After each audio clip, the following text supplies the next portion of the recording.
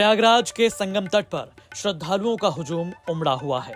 शंख, घंटे, घड़ियाल, आरती की धुन के अलावा कोई और आवाज यहां नहीं सुनाई दे रही है। कहीं हर हर गंगे का घोष संगम घाट पर है तो कहीं हर हर महादेव से शिवालय पर जल चढ़ाया जा रहा है। वैसे तो ये महाकुंभ का जमघट अपने आप में रोचकता तो जगाता ही है, लेकिन इससे भी ज्यादा जिज्ञासा जगाते हैं कुंभ में आने वाले नागा साधु। कोई भभूत लगाए, भस्म रमाए, कोपीन लंगोट पहने, त्रिपुंड सजाए, शस्त्र उठाए, धूनी रमाए, ये सनातन के कमांडो हैं। सनातन की रक्षा के लिए कुछ भी करने को तैयार नागा साधु। लेकिन सवाल उठता है कि इतनी बड़ी संख्या में ये महाकुंभ में क्यों है। दरअसल कुंभ ही वो नागा साधुओं का त्योहार है जब इनकी भर्ती की जाती है। सन्यासी जीवन में आए संत कुंभ के जरिए ही नागा साधु या कहें कि सनातन के कमांडो के रूप में भर्ती किए जाते हैं। आइए इस वीडियो में जानेंगे आखिर नागा साधुओं की भर्ती कैसे होती है, कितने स्टेप्स क्लियर करने के बाद कोई नागा साधु बनता है। नागा सन्यासी बनना यानी बेहद ही कठिन प्रक्रिया और साधना से गुजरना। यह पूरा प्रोसेस कोई एक दिन, एक साल या एक बार की बात नहीं है, बल्कि ये सभी कुछ सालों की साधना की सतत प्रक्रिया है। इसमें कुछ विधान तो इतने कठिन हैं कि उनके बारे में जानकर आम आदमी की रूह कांप जाए। नागा साधु बनने की प्रक्रिया में लिंग निष्क्रिय यानी तंग तोड़ किया जाता है। इससे पहले एक क्रिया पंचकेश यानी शरीर के सभी भागों के बाल उतारना होता है। ब्रह्म मुहूर्त में 108 बार की डुबकी और फिर विजय हवन भी इसमें शामिल है। हमारे जब नागा बनाते हैं तो हमारी परंपराएं जो है, हमारे जो गुरु लोगों की परंपराएं हैं, लिंग तोड़ दिया जाता है और लिंग में उसके साथ किया जाता है कि कभी उत्तेजना उसके अंदर नहीं होती। नागा साधु बनने के लिए जरूरी है इच्छा शक्ति, लेकिन सिर्फ इच्छा ही काफी नहीं है। जो भी कोई नागा सन्यासी बनने का इच्छुक होता है उससे पहले 2-3 सालों तक अखाड़े के इतिहास, परंपरा को ठीक तरीके से समझना होता है। गुरु की सेवा, अखाड़े के कार्यों में सहयोग और सहभागिता बेहद जरूरी है। इस दौरान सभी पर नजर भी रखी जा रही होती है, कहीं वो मोह माया से भटक तो नहीं रहा। इन सालों में वो ब्रह्मचर्य का पालन करता है।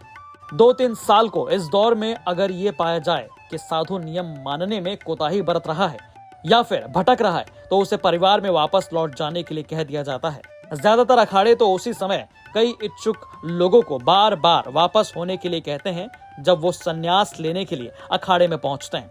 फिर भी वो अपने फैसले पर अडिग रहता है तो परिवार की सहमति के बाद ही उसे अखाड़े में रहने और सेवा की अनुमति दी जाती है। 3 साल के इस प्रशिक्षण और जांच के प्रोसेस के बाद सफल व्यक्ति को महापुरुष घोषित कर दिया जाता है। उसका पंच संस्कार किया जाता है। इस प्रक्रिया में भगवान शिव, विष्णु, शक्ति, सूर्य और गणेश को गुरु के रूप में स्थापित किया जाता है। व्यक्ति को अखाड़े में उसके गुरु द्वारा नारियल, भगवा, वस्त्र, जनेव, रुद्राक्ष, भभूत और अन्य नागा सन्यासियों के प्रतीक चिन्ह दिए जाते हैं। इस दौरान गुरु अपनी प्रेम कटारी से शिष्य की शिखा यानी सिर के बाल या चोटी काटते हैं। महापुरुष बनाए जाने से पहले गुरु शिष्य के 3 बार सांसारिक जीवन में लौटने का आग्रह करता है। यदि वो लौटने से मना कर दे तो उसे संन्यास जीवन की प्रतिज्ञा दिलाकर महापुरुष बना दिया जाता है। जब सन्यासी महापुरुष बन जाते हैं तो फिर अगली प्रक्रिया अवधूत दीक्षा की होती है। यह प्रक्रिया बेहद लंबी और मुश्किल है। जिस दिन से ये प्रोसेस शुरू होना होता है उस दिन की शुरुआत सुबह ब्रह्म मुहूर्त यानी सुबह 4 बजे से होती है। नित्य कर्म और पूजा पाठ के बाद सभी अपनी अपनी मढ़ियों में इकट्ठा होते हैं। यहाँ से वो अपने अपने गुरु और महंत के नेतृत्व में नदी पर कतार में खड़े होते हैं। यहाँ पर नाई पंचकेश संस्कार के तहत सभी के सिर, मूछ, दाढ़ी और शरीर के बाल हटा देते हैं, जिससे उन्हें नवजात शिशु के समान कर दिया जाता है। मुंडन के बाद ये नदी में स्नान करते हैं और पुरानी लंगोटी त्याग कर नई लंगोटी धारण करते हैं। गुरु इन्हें जनेव पहनाते हैं और दंड कमंडल और भस्म भी देते हैं। इसके बाद इनसे 17 पिंडदान करवाए जाते हैं, 16 उनके पूर्वजों के लिए और 1 खुद के लिए। इस पिंडदान के साथ ही वो खुद को मृत मान लेते हैं। उनका पूर्व जन्म समाप्त हो जाता है और वो सभी सांसारिक बंधनों से मुक्त हो जाते हैं। नए जीवन का संकल्प लेकर वो अपने अपने अखाड़े में लौटते हैं। 18 जनवरी 2025 को संगम तट पर नागा साधुओं की भर्ती प्रक्रिया चल रही है। नागा सन्यासी वैसे तो शैव अखाड़ों में और वैष्णव अखाड़ों दोनों में होते हैं, लेकिन दोनों में नागा सन्यासी बनाने की प्रक्रिया, निर्माण की प्रक्रिया अलग अलग है। शैव अखाड़ों में नागा सन्यासियों को नागा दीक्षा इसी तरह कई चरणों में दी जाती है, जिसमें पहली प्रक्रिया होती है गंगा जी में स्नान करना, गंगा में डुबकी लगाकर मुंडन कराना, और मुंडन के बाद पितरों का श्राद्ध करना, ऋषियों का श्राद्ध करना, देवताओं का, और उसके बाद अपना स्वयं का श्राद्ध करना। उनका पिंडदान करने के बाद यह प्रक्रिया पूरी होती है। फिर इनका विरजा होम होता है, और विरजा होम के बाद अखाड़े के महामंडलेश्वर यानी आचार्य पीठ इन सारे लोगों को शिखा सूत्र धारण कराकर शिखा सूत्र से मुक्ति दिलाते हैं, और उसके बाद नागा सन्यासी यानी सनातन की फौज के कमांडोज तैयार होते हैं। ये प्रक्रिया यहाँ शुरू हो चुकी है।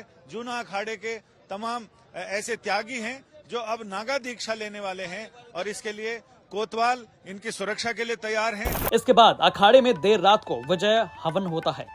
इसके बाद मध्य रात्रि में आचार्य, महामंडलेश्वर या पीठाधीश्वर इन्हें दीक्षा देते हैं और गुरु मंत्र देते हैं। गुरु मंत्र को प्रेयस मंत्र भी कहा जाता है। इसे देने से पहले अंतिम बार सांसारिक जीवन में लौटने की सलाह दी जाती है। गुरु मंत्र प्राप्त करने के बाद ये सभी धर्म ध्वजा के नीचे बैठकर ओम नमः शिवाय का जाप करते हैं। सुबह 4 बजे इन्हें फिर से नदी तट पर लाया जाता है, जहां ये 108 डुबकियां लगाकर स्नान करते हैं और दंड कमंडल का त्याग करते हैं। यहाँ से लौटकर वो अपने गुरु से अपनी चोटी कटवाते हैं। इसी के साथ सभी महापुरुषों का अवधूत संस्कार पूरा हो जाता है। अवधूत बनने की इस 24 घंटे की प्रक्रिया के दौरान सभी को उपवास रखना होता है। अखाड़े में अवधूत सन्यासियों को विशेष सम्मान और स्थान दिया जाता है। इन्हें अखाड़े में प्रवेश के बाद रुद्राक्ष की माला पहनाई जाती है। यदि कोई साधु फिर भी सांसारिक जीवन की ओर झुकाव दिखाता है तो उसे कड़े अनुशासन और निगरानी में रखा जाता है। ये निगरानी शिविरों में होती है। यहाँ उनकी योग्यता और निष्ठा परखी जाती है। जो इस प्रक्रिया में खरा उतरता है उसे नागा सन्यासी घोषित कर दिया जाता है। अवधूत बनने के बाद साधु को दिगंबर दीक्षा लेनी होती है। यह दीक्षा कुंभ मेले के अवसर पर शाही स्नान से ठीक पहले दी जाती है। यह प्रक्रिया बेहद गोपनीय होती है। इसकी जानकारी आम लोगों को नहीं है। इस प्रोसेस के दौरान भी सिर्फ वरिष्ठ साधु ही भाग लेते हैं। ये शारीरिक और मानसिक तपस्या का चरम रूप है। इस क्रिया के बाद सभी नवनागा साधु शाही स्नान के लिए जाते हैं। इसके साथ ही उन्हें पूर्ण नागा साधु के रूप में मान्यता दी जाती है। कुंभ के बाद ये साधु तपस्या के लिए हिमालय की ओर चले जाते हैं। यहाँ वो कठोर तप और सन्यासी जीवन की कठिन प्रशिक्षण से गुजरते हैं। यहाँ प्रशिक्षण शास्त्र और शस्त्र दोनों का होता है। अगले कुंभ तक ये साधु वहीं रहते हैं। कुंभ में लौटने पर इन्हें नई जिम्मेदारियां सौंपी जाती हैं।